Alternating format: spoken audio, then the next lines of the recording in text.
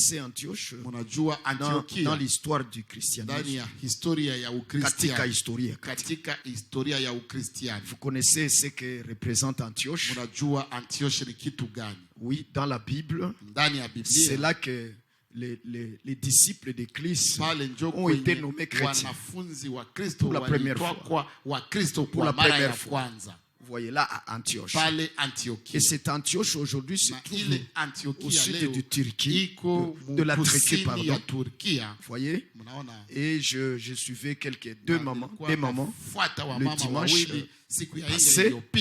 passé, le soir là, et on les faisait passer à France 24, et ils pouvaient vraiment s'écrier avec tristesse et en sanglots que Antioche est fini. Vous savez, la Turquie a toujours des moyens, de l'argent qui entre à cause de ces liens historiques, où la chrétienté, où je veux dire l'évangile a eu de l'impact du temps des apôtres, et ça a été vraiment bien bâti pour recevoir, n'est-ce pas, ces pèlerins qui passeraient visiter et tout. Et vraiment, cela nous a, est aussi entré profondément dans notre cœur.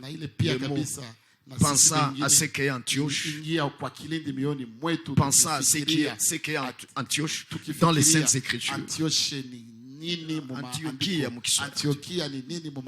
certainement, frère. Et avec le mot Antioche, cela me fait penser à l'assemblée de là-bas, dont la situation est décrite dans Acte 13, l'assemblée d'Antioche. L'assemblée d'Antioche. Oh là là, c'est si merveilleux. Et Antioche est un lieu des nations. Un lieu des nations. Ilikuwa nafasi ya watu wa mataifa. Vous voyez, qui n'avait pas de droit de citer en Israël.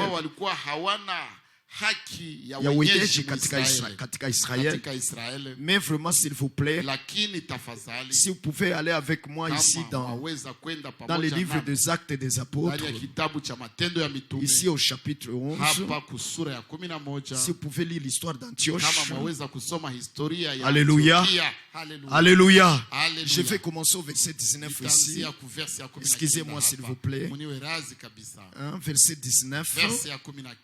Oui. Acte 11. Il est écrit: c'est donc qui avait été dispersé par la tribulation qui arriva à l'occasion d'Étienne, passèrent jusqu'à Phénicie et Chypre et à Antioche, n'annonçant que la parole à personne, si ce n'est à des Juifs seulement. Basi wale waliotawanyika kwa sababu ya ile ziki iliyotukia kwa habari ya Stefano, wakasafiri hata Foinike na Kipro na Antiokia. Wasilihubiri lile neno ila kwa Wayahudi peke yao. Lakini baadhi ya hao waliokuwa lakini baadhi ya hao walikuwa watu wa Kipro na Kirene, na walipofika Antiokia wakasema na Wayahudi wa Kiyunani, wakihubiri habari njema za Bwana Yesu. Mkono wa Bwana ukawa pamoja nao, watu wengi wakaamini, wakamwelekea Bwana. Amen, amen, amen. Donc qu'est-ce que je lis là-bas, mon Dieu? Donc il s'agit de la propagation de l'évangile. Comment l'évangile a été propagé. Vous voyez, et ça commençait à Jérusalem, comme le Seigneur l'avait dit. Maintenant le Seigneur avait dit, commencez par Jérusalem, puis en Judée, puis en Samarie, puis jusqu'aux extrémités de la terre, c'est-à-dire chez les nations. Maintenant, comment cet évangile s'est propagé?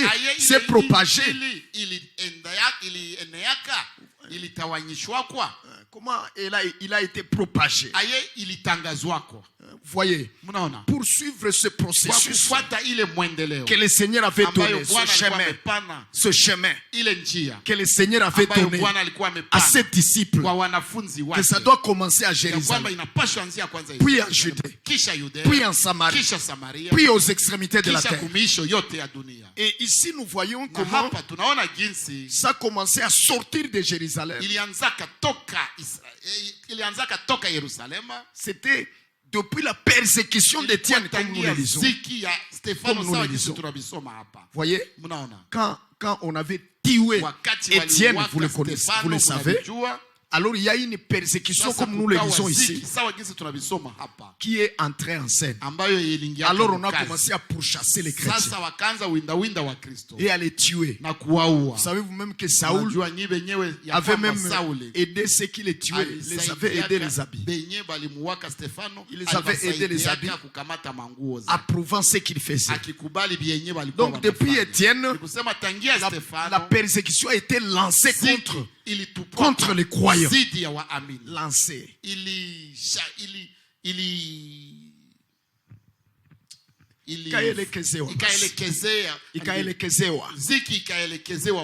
Certainement. Et maintenant, les frères se dispersèrent à cause de cette persécution. Est-ce que vous comprenez, frère? À cause de cette persécution. Et si je rentre ici, dans Romains au chapitre, dans Actes au chapitre 8, parce qu'Étienne avait été tué au chapitre 7, vous le savez bien, n'est-ce pas, au chapitre 7. Maintenant, quand nous allons au chapitre 8, voici ce que nous lisons. Il dit, il y eut de cela, il y eut de cela, il s'endormit. Et Saoul consentait à sa mort. Et quand il y dit, chapitre 8, verset 1. Là, ça commence autrement. Bien, je commence donc au 60e verset. 60e verset du verset 7. Et tu vas très loin, frère. C'est là même, chapitre 7. 60e verset, juste au-dessus du chapitre 8. Le dernier verset. Akapiga magoti, akalia kwa sauti kuu. Là c'est Étienne. Pale ni Stefano. Akapiga magoti, akalia kwa sauti kuu. Bwana usiwahesabie dhambi hii. Akiisha kusema haya akalala. Na Sauli alikuwa akiona vema kwa kuuawa kwake. Alors le verset premier maintenant. Or en ce temps-là, il y a une très grande persécution contre l'assemblée qui était à Jérusalem.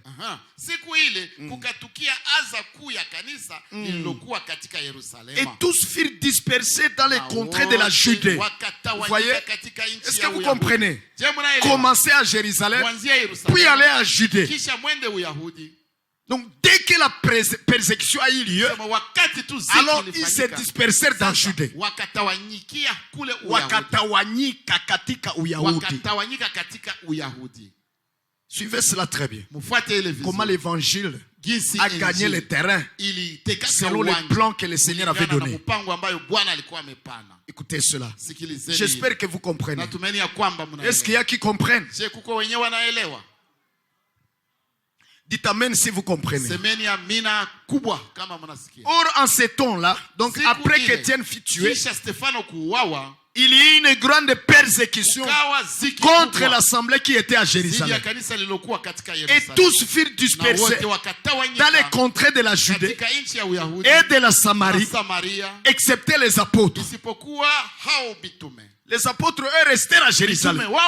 Les autres frères se dispersèrent, apportant l'évangile en Judée et en Samarie. Nous continuons. Oui. Mais les apôtres sont restés à Jérusalem. lakini mitume wao wakabaki Yerusalemu. Verset 2. Verset ya pili. Et des hommes pieux Watu wataua emportèrent Étienne wakamzika pour l'ensevelir Stefano, wakamzika Stefano et menèrent un grand deuil sur lui. wakamfanyia maombolezo makuu.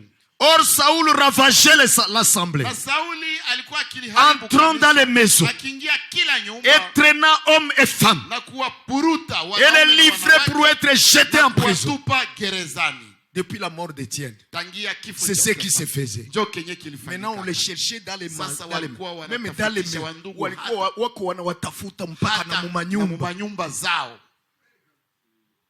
mpaka manyumba. jusque dans leur maison. Oui. Ndio. Et Saoul était le grand leader de ces choses. Saoul, qui est Paul. Oui, verset 4.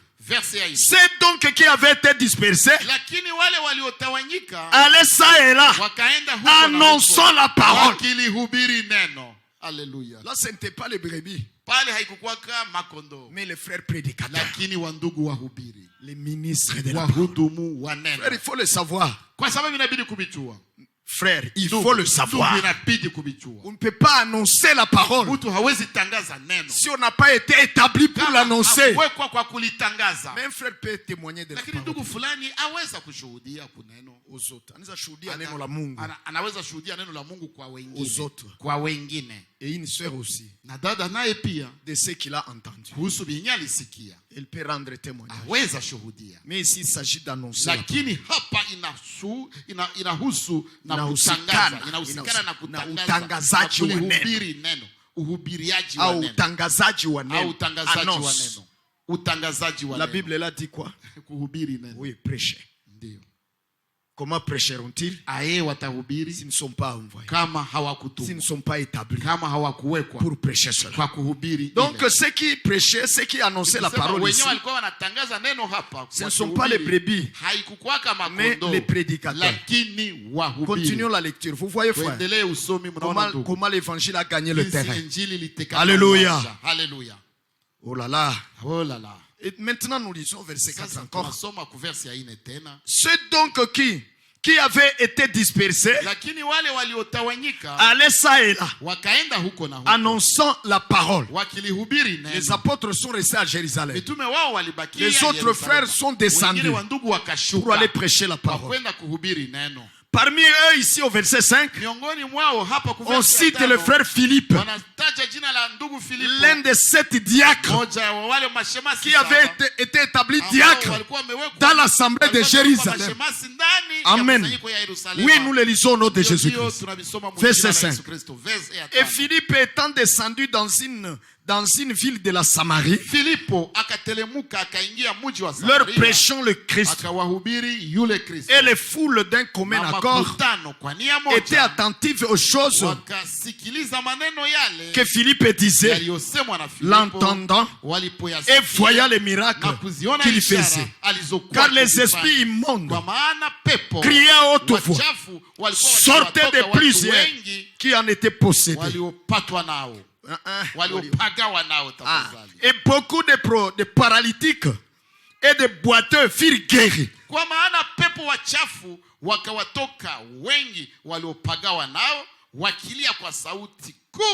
Na watu wengi waliopooza na viwete wakaponywa. Lis rapidement mon frère. Merci. Et il y eut une grande joie dans cette ville-là, la ville-là de Samarie. Vous voyez, frère. Donc, ce Philippe ici était l'un des 7 diacres de Jérusalem. Et il était, et Dieu l'avait établi évangéliste. Avait établi évangéliste. Et c'est lui qui descendit à Samarie. Vous voyez qu'est-ce que nous lisons? Ils se dispersèrent dans les contrées de la Judée, la Judée, vous voyez, et à Samarie. Donc de Jérusalem en Judée, puis à Samarie. La parole du Seigneur s'est accomplie. Quand Dieu dit une chose, attendez que ça arrive ainsi, exactement comme il l'a dit. Les frères étaient là-bas. Wandugu walikuwa pale Yerusalemu. Ne sortant pas. Bila kutoka. Mais ils étaient à Jérusalem. Lakini walikuwa ka Yerusalemu. Mais quand la persécution est entrée, wakati ziki iliingia, c'était la voix du Seigneur. Ilikuwa njia ya Bwana. Pour que l'évangile aille. Kusudi injili iende kule. Là où ça devrait atteindre. Kwenye ilipasha fikia. Certainement. Hakika. Et cela s'est fait ainsi. Ile ikafanyika. Que Dieu soit loué. Kweli Mungu asifiwe. Nous voyons la Judée. Na tunaona Uyahudi. Nous voyons la Samarie recevoir l'évangile. Ikipokea injili. Vous voyez frère. Munaona wandugu. Et puis au chapitre 9 ici. Nous voyons l'apôtre Paul être croisé par le Seigneur Jésus-Christ. Tunaona hapa mtume Paulo kukutwa na Bwana Yesu pour l'envoyer maintenant vers les nations, aux extrémités de la terre. Mais avant d'aller aux extrémités, bien-aimés frères et sœurs, alors ces frères qui se sont dispersés, beaucoup n'ont prêché que dans les synagogues des Juifs, mais quelques-uns d'autres, comme nous l'avons lu, frère, ici au chapitre 11, vous vous en souvenez, comme nous l'avons lu, certains d'entre eux, ils prêchèrent aussi la parole,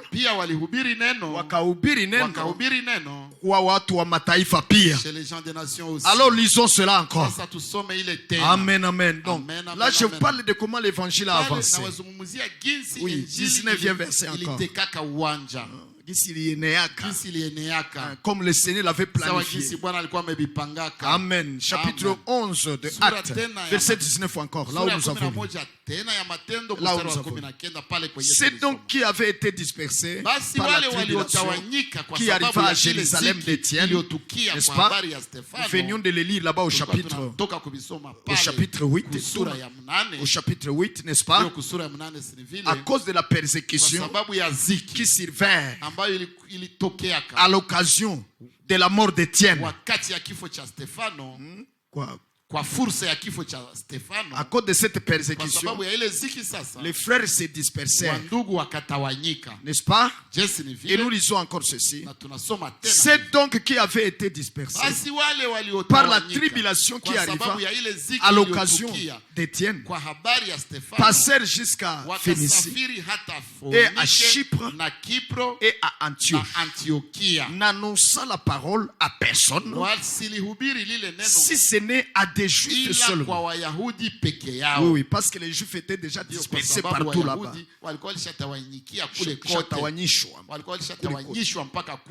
Certainement. Alors ces Juifs ici, ces frères, ces hommes de Dieu, des hommes de Dieu, au fait ils avaient à cœur de prêcher à leurs frères. C'était ça leur charge que Dieu leur avait imparti. Mais quelques-uns d'autres, Dieu a mis sur leur cœur de ne pas seulement prêcher aux Juifs, mais de prêcher aussi aux hommes des nations, comme nous le lisons, verset 20. Amen, amen. Amen. Mais quelques-uns d'entre eux étaient des Cypriotes et des Cyrénéens qui étaient venus à Antioche parler aussi aux Grecs, annonçant le Seigneur Jésus. Et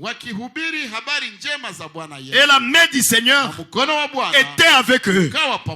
Et un grand nombre ayant cru se tournèrent vers le Seigneur. Où? À Antioche. C'est là que ça avait commencé. Pour atteindre nous les nations en grand nombre. Antioche. Ah, cela m'avait pénétré, frère. Quand je voyais ces mamans pleurer et crier sur Antioche, je dis, oh Antioche, c'est fini, c'est fini. C'est fini. Inaisha. C'était comment? Le tremblement de terre dont nous parlons. À cause de ce tremblement de terre, les bâtis se sont écroulés en désordre. Alors frère, c'est là donc à Antioche, vous comprenez. Vous comprenez donc.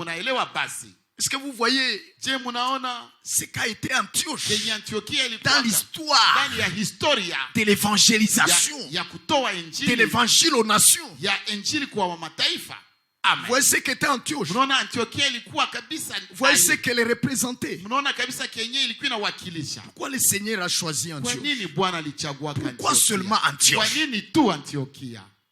Pourquoi pas une autre ville? Kwa nini isiwe mji mwingine? Eh bien, le Seigneur a voulu que ça soit ainsi. Naam, alitaka mambo ya kweli. Que les choses commencent là-bas. Vitu vianzie pale. Oui, oui, les choses ont commencé là-bas. Vitu vilianzia pale. Même le départ de ces grands ministres vers les nations. Hata kwenda kwa wale wahudumu wakubwa kuendea mataifa, c'était Antioche encore. C'était là qu'ils sont sortis, étant envoyés par le Seigneur. Amen. Revenons dans la lecture. Mais quelques-uns d'entre eux, verset 20 encore. Verset 20 encore. Mais quelques-uns d'entre eux étaient des Chypriotes et des Cyrénéens. Quelques d'entre eux, c'est-à-dire certains de ceux qui ont fui Jérusalem, walikimbia Yerusalemu juu ya kuuawa kwa Stefano na mateso yenye iliingia zidi ya waamini au sujet contre les croyants. Et puis ils ont fui. Et ils se sont mpaka Samaria. Jusqu'en Samarie. Sasa bamoya babo parmi eux quelques balikuwa ba Chypriote, balikuwa ni watu wa Chypre. Balikuwa watu ya Chypre. Chypre c'est une île de la mer Méditerranée. Chypre ni kisiwa cha ile bahari kubwa ya Méditerranée. Vous voyez frère? Mnaona ndugu? Est-ce que vous me suivez très bien? Je mnanifuata vizuri? Oh là là, je ne sais pas. Est-ce que ceci ça vous fait quelque chose du bien? Inawapatia kitu fulani kizuri? Frères et sœurs, ils étaient des Chypriotes, donc les gens de Chypre. Et des Cyrènes. Vous voyez comme Simon, qui avait porté la croix du Seigneur. Il était un Cyrénien. Voyez, c'était un Cyrénien. Maintenant, certains de ses compatriotes wamoja wa watu wa kwao wakwabo na ule Simoni wa Kirene na watu wa Chypre et les hommes de Chypre, mais qui étaient prédicateurs, n'est-ce pas? Et ils ne prêchèrent pas seulement aux Juifs, mais ils ont aussi prêché aux Grecs. Frère, ils prêchèrent aussi aux Grecs.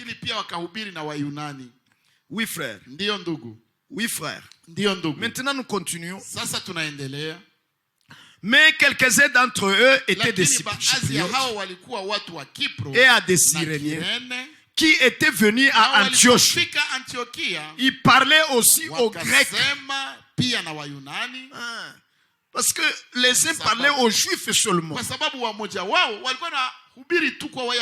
Mais ceux-ci ont dépassé cette limite pour parler aussi aux Grecs. Les Grecs. Pas les Juifs grecs comme il a traduit là-bas. Sio Wayahudi wa Kigiriki, frère Clément.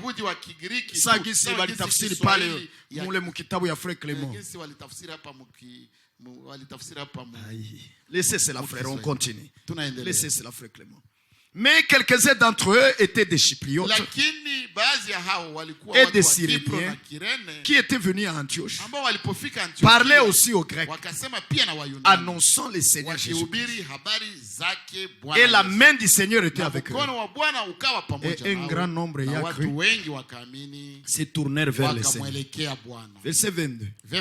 Et le bruit en vint aux oreilles de l'assemblée qui était à Jérusalem. Et ils envoyèrent Barnabas pour passer jusqu'à Antioche. Est-ce que vous comprenez, frère? C'est simplement intéressant, cette histoire. Ici, vous pouvez aussi voir comment l'église fonctionnait au départ.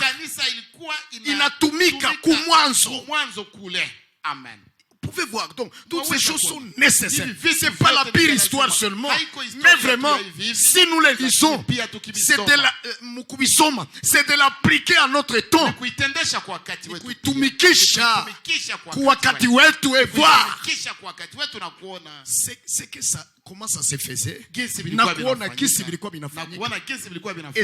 Et prendre ce que nous faisons, les juger avec ce qui se faisait. Donc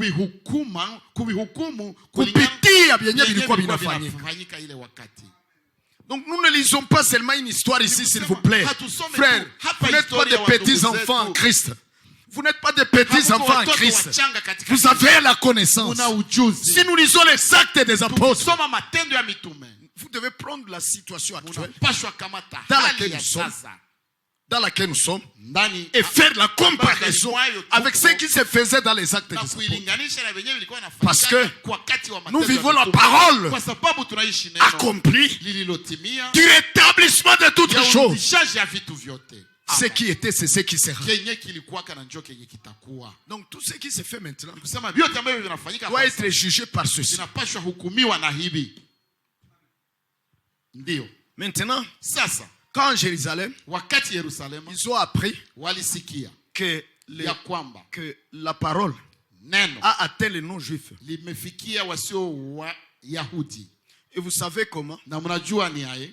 Dieu avait préparé le terrain.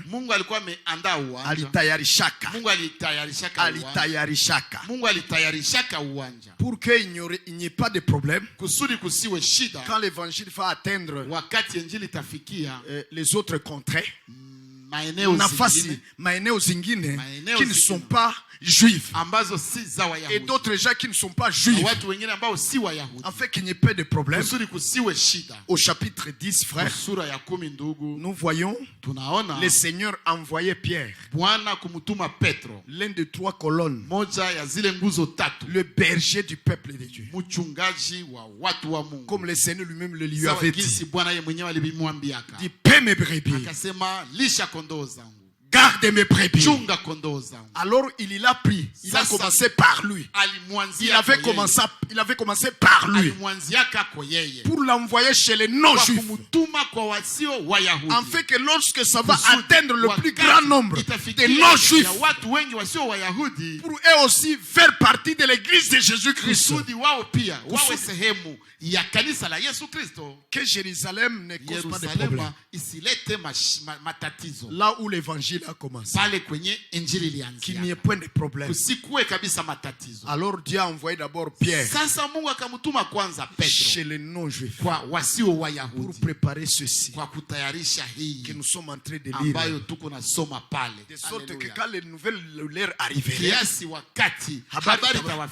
qui ne commencent pas à philosopher, à hésiter et tout, mais vous savez vous-même que Pierre, revenant de chez Corneille, au chapitre 10, n'est-ce pas, frères et sœurs, on va les mettre en conseil de tribunal. Baraza ya hukumu, conseil de jugement. Conseil de jugement. Et lui dire, mais toi, comment tu es allé chez les non-juifs et tu as mangé avec eux comment? Alors que la loi interdit cela.